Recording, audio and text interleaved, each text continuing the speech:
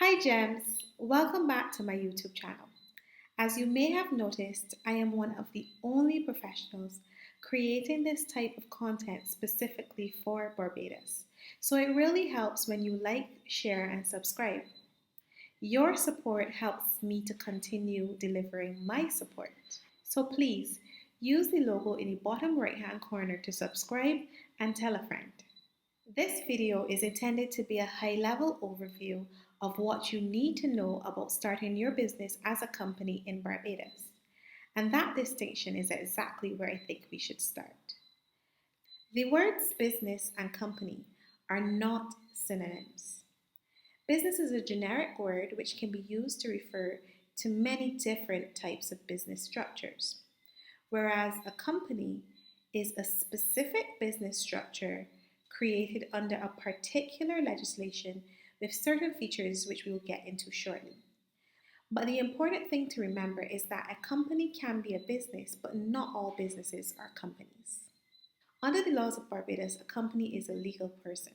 As a body corporate continued or incorporated under the Companies Act, a company is a separate legal entity from its shareholders, or in the case of a non-profit company, from its members. And once incorporated, a company has the capacity as well as the rights, powers, and privileges of an individual. But these are only some of the advantages of this structure. I just mentioned separate legal personality, which clothes the company with responsibility for its own debts and obligations. And I also touched on the fact that companies have the capacity, rights, powers, and privileges of an individual, which means they can enter into contracts, borrow and lend money, and own property in their own name. But this structure also offers a number of other features. For example, limited liability, which means that the liability of each shareholder is limited to the amount of money that that shareholder has invested in the company. This is usually one of the important considerations behind a decision to incorporate, as distinct from operating a business as a sole trader or in partnership with others. Companies also have perpetual assistance, which allows them to outlive their shareholders. This is the reason why you'll hear of companies being in existence for 100 or 200 years. Unless a company is brought to an end by a process of dissolution or the registrar removes it from the register, a company will continue to exist. Companies also tend to be more attractive to investors who can buy shares in a company, providing much needed capital in exchange for a share in the ownership. In Barbados, companies are subject to a corporate tax rate that is significantly lower than the personal tax rate. This is a major advantage. In terms of roles, there's at least a theoretical distinction between ownership and management. Private companies are typically structured to have a board of directors as well as one or more shareholders. Directors are responsible for the strategic management of the company, while the shareholders own the company and are only called upon to make certain fundamental decisions. And finally, in certain circumstances, if the company meets the relevant criteria, they may be eligible for certain incentives that are created by the government or international agencies. On the other hand, the disadvantages of this structure include the high setup costs when compared to some of the other structures that are available. There are also greater reporting and disclosure obligations. A company is required to disclose more information to the regulators than most other structures. So, for example, companies are required to file annual returns with KIPO, and there are penalties for failing to do so. Along with greater reporting and disclosure obligations come increased record keeping obligations as well. To ensure full disclosure, a company is required to maintain corporate records at the registered office of the company. As a separate legal person, the company has tax obligations separate and distinct from those of its shareholders. Therefore, tax returns have to be filed at both the corporate and the individual levels. Now that we've established some of the pros and cons, your next question might be, who can incorporate a company? Well, the short answer is a company can be incorporated by one or more competent persons. Person here means an already existing company or a competent individual. Notably, the Companies Act expressly prohibits the formation of a company or the joining in the formation of a company by anyone who is under 18 years old, bankrupt, or of unsound mind. As I mentioned earlier, there's a distinction between the directors and the shareholders of a company. However, in practice, a one man company is perfectly acceptable under the laws of Barbados.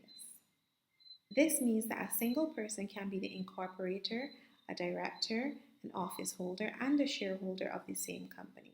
Although having different people fulfill each role is probably best practice for the benefit of different perspectives and skill sets.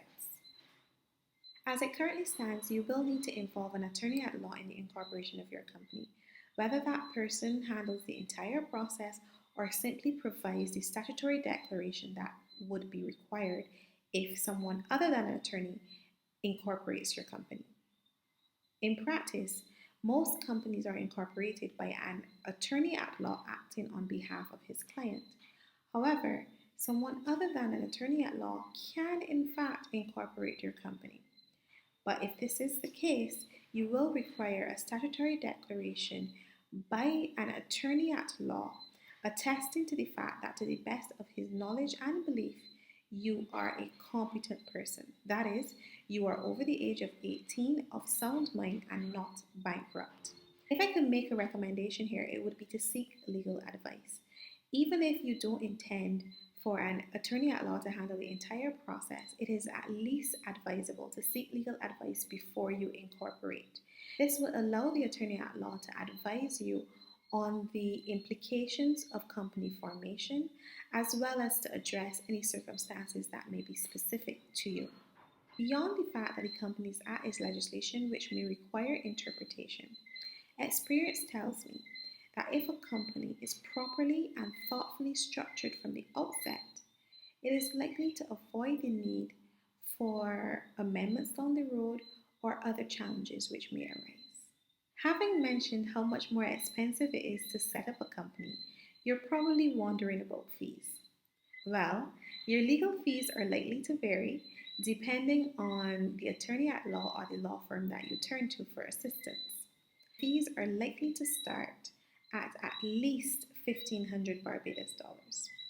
This is the minimum fee as outlined in the relevant legal profession rules. This means that you're likely to pay $1,500 or more for an attorney at law's assistance with the incorporation and registration of your private company, including bylaws, your organizational resolutions, and the preparation of ancillary documents. In addition to legal fees, you also need to pay filing fees to the Corporate Affairs and Intellectual Property Office, also known as CIPO, as well as to purchase a company seal.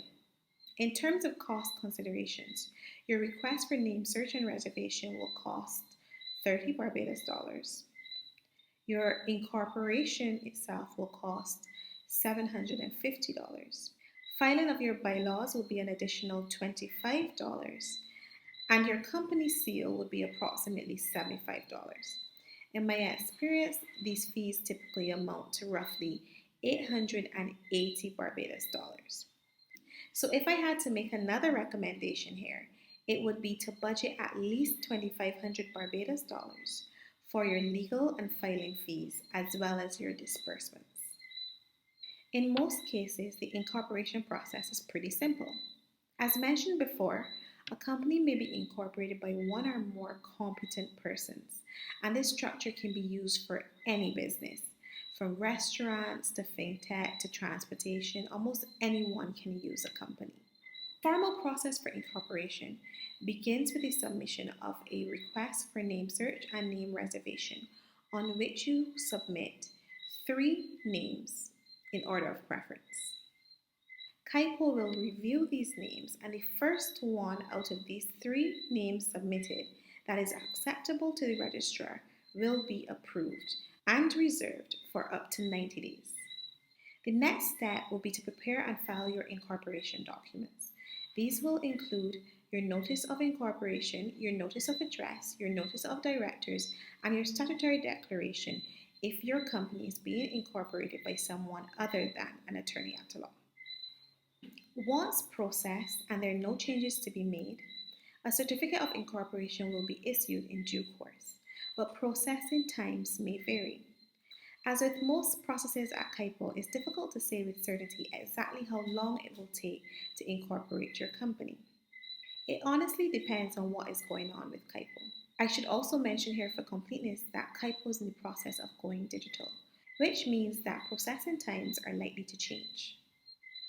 Having said that, please remember that you're statutorily required to keep your corporate documents safe at the registered address of the company.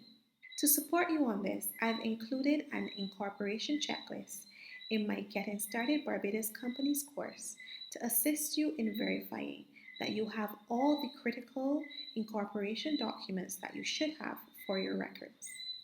For completeness, I also address important post incorporation steps, such as the preparation of bylaws, the production of a company seal, the creation of a share register, and the issuance of share certificates, as well as the required organizational meeting. As far as annual maintenance is concerned, there are a few things that you should do at least once a year to keep your company in good standing.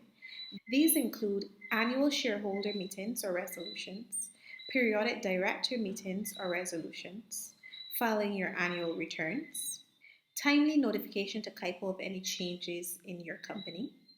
You may also need to submit audited financials and, depending on the nature of your business, an economic substance declaration.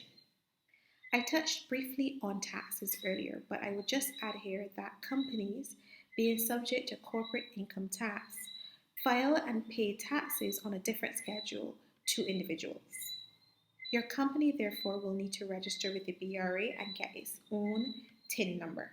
There are a number of corporate tax deductions, allowances, and tax credits that you should be aware of. I highlight quite a few of these in my Getting Started Barbados Companies course. It is also important to note that you may still be subject to tax in your personal capacity on any income received from the company in the form of wages, salaries, fees, or even dividends. In some cases, majority shareholders who are also actively involved in the day-to-day operations of the business may also be considered to be self-employed. And of course, if your company has employees, it will need to register to remit PAYE with the BRA and also to register with the NIS as an employer. While your VAT status will be determined by the nature and value of your business activities. As I'm sure you would have noticed, a company is a complex business structure with significant obligations, which I couldn't possibly cover in a video this short. However, each lesson in my Getting Started Barbados Companies course was designed to build on the foundation of this video, providing forms, precedents, tutorials, contact information, and detailed explanations for everything I have just said. So you know what to do. If you have not already done so, please go ahead and hit that subscribe button. You can use the logo in the bottom right hand corner of this video to not only subscribe and support this channel, but to get notified whenever I post more useful content. If you found this video to be helpful, someone else you know might as well, so please feel free to share, whether privately or on social media. Until next time, my name is Sade Jemmott. Thanks for watching.